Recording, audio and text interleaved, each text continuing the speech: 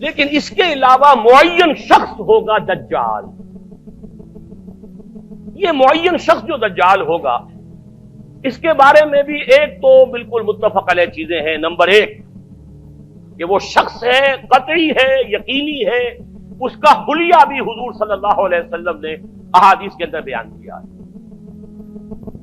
دوسری بات یہ کہ اس کے ہاتھ میں قوانین قدرت، گویا کہ تسخیر کائنات گویا کہ نقطہ عروج کو پہنچ چکی ہے. تمام اختیارات الہی تقریباً اس کے ہاتھ میں آ چکے ہوں. جو بڑے سے بڑے معجزے اللہ تعالیٰ نے نبیوں کو دیے ہیں وہ معجزے کر کے دکھائے گا. وہ مردہ کو زندہ کرے گا، مردہ لوگوں کی افواہوں کو لے کر آئے گا، ان کی روحوں کو، اگرچہ جھوٹی روحیں ہوں گی، وہ شیاطین جن ہوں گے جو ان کا بھیس بدل کر آئیں گے، لیکن یہ کہ وہ لوگوں سے کلام کریں گی. یہ اسپرچولیزم جو اپنی انتہا کو پہنچا ہوا ہے یورپ میں اور مغرب میں، یہ در حقیقت اسی کا ایک مظہر ہے. وہ کھلے بیابان کو کہے گا جہاں بالکل ٹکیل جو ہے وہ صحرا تھا، گلو گلزار کر دے گا جب چاہے گا، جب چاہے گا، جہاں چاہے گا بارش برسائے گا. فاصلہ اس کے لیے بے معنی ہوگا. اس کی سواری وہ ہوگی کہ جس کے دونوں کانوں کے درمیان فاصلہ 80 ہاتھ کا ہوگا.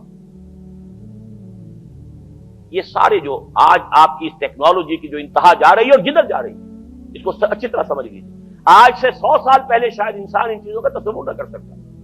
وہ کوئی سواری ایسی بھی ہو سکتی ہے جس کے دو کانوں کے درمیان کا فاصلہ جو ہے وہ 80 ہاتھ کا ہو. آپ کے یہ سارے جیٹس جو ہیں وہ کیا ہیں؟ ان کے رڈارز جو لگے ہوئے ہیں، دونوں کان ہیں ان کے. اس کا ایک قدم اگر مدینے میں ہوگا تو دوسرا بیت المقدس میں ہوگا.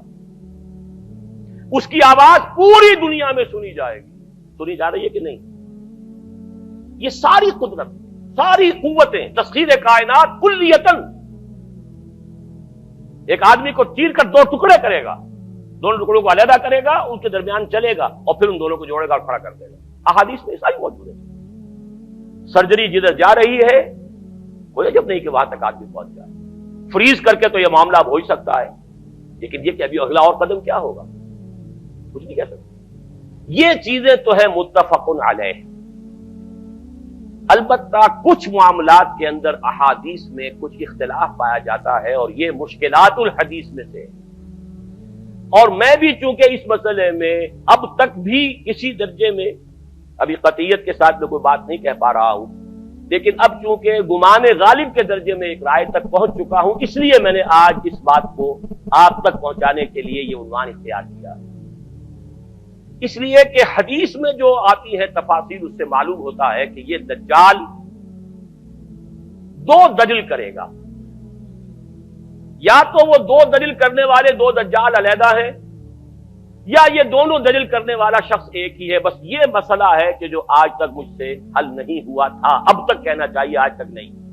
اور یہ اس میں علماء سے بھی گفتگو ہوئی ہے، اور جن لوگوں نے اس مفہوم موضوعات پر اپنا وقت لگایا ہے ان سے بھی گفتگویں ہوئی ہیں، تو وہ بھی اس مسئلے کو حل کرنے سے تاحال قاصر رہے. لیکن یہ کہ اب میری رائے یہ ہے کہ یہ 2 شخص ہیں علیحدہ علیحدہ، واللہ عالم. لیکن ایک رائے تک میں پہنچ چکا ہوں، اس لیے وہ رائے آپ کے سامنے رکھ رہا ہوں، اور آپ کے ذریعے سے وہ آگے بھی پھیلے گی تو اہل علم کے ساتھ جو ہے اس معاملے کے اندر تبادلہ خیالات کی بھی نوبت آئے گی انشاءاللہ. لیکن یہ کہ اس میں یہ بات قطعی اور یقینی ہے کہ اس طرح کا ایک شخص پیدا ہوگا. البتہ یہ کہ آیا وہ 2 ہوں گے 2 مختلف اوقات میں، یا ایک ہی ہوگا ایک ہی وقت میں، صرف اس میں اختلاف ہے. میرے نزدیک وہ 2 ہوں گے. ایک وہ شخص جو جھوٹا مسیح ہونے کا دعویٰ کرے گا، المسیح الدجال. جیسے حضور نے فرمایا میری امت میں 30 دجال اٹھیں گے جو نبی کا دعویٰ کریں گے، جن میں سے 5-6 تو حضور کے اپنے زمانے میں اور آپ سے متصل اٹھ کھڑے ہوئے تھے. بعد میں محمد علی باب ہو، بہاء اللہ ہو، قادیانی اور نہ معلوم کہاں کہاں کون کون اٹھے ہوں گے، واللہ عالم. کسی طریقے سے ایک شخص مسیح ہونے کا دعویٰ کر کے کھڑا ہوگا، یہودی ہوگا. یہ ہے اصل میں وہ شے.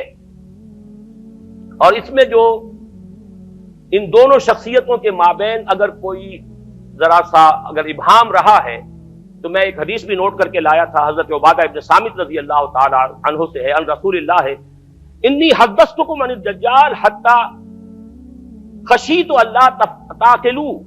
میں نے تمہیں دجال کے بارے میں بہت سی باتیں بتائی ہیں تو مجھے یہ گمان ہوا کہ شاید تم اسے سمجھ نہ پاؤ.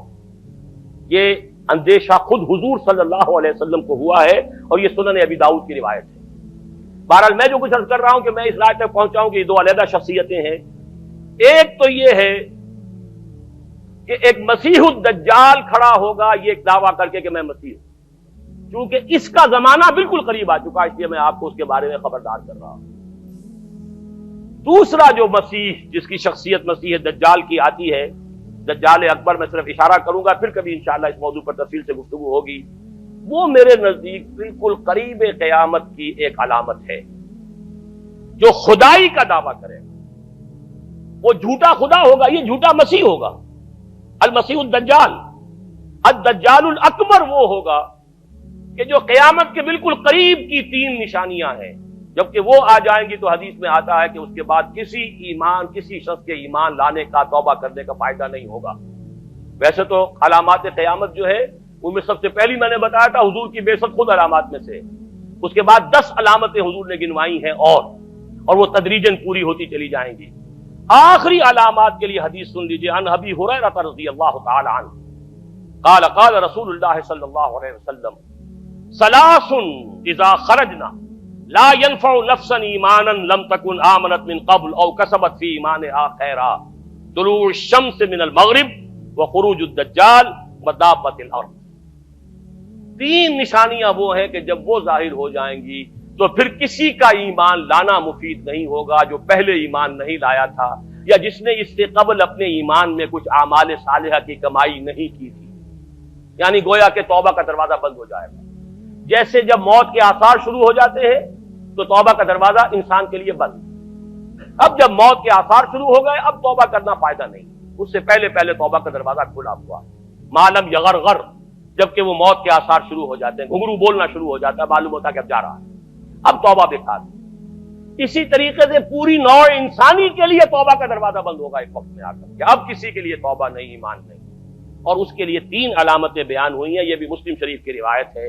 آپ نے فرمایا 3 چیزیں وہ ہیں کہ جب وہ ظاہر ہو گئیں تو پھر کسی کا ایمان لانا جو اس سے پہلے ایمان نہیں لایا تھا، اور اپنے ایمان میں اس نے کچھ اعمال صالحہ کی کمائی نہیں کی تھی، اب قتل مفید نہیں ہوگا اس کے لیے ایمان لانا۔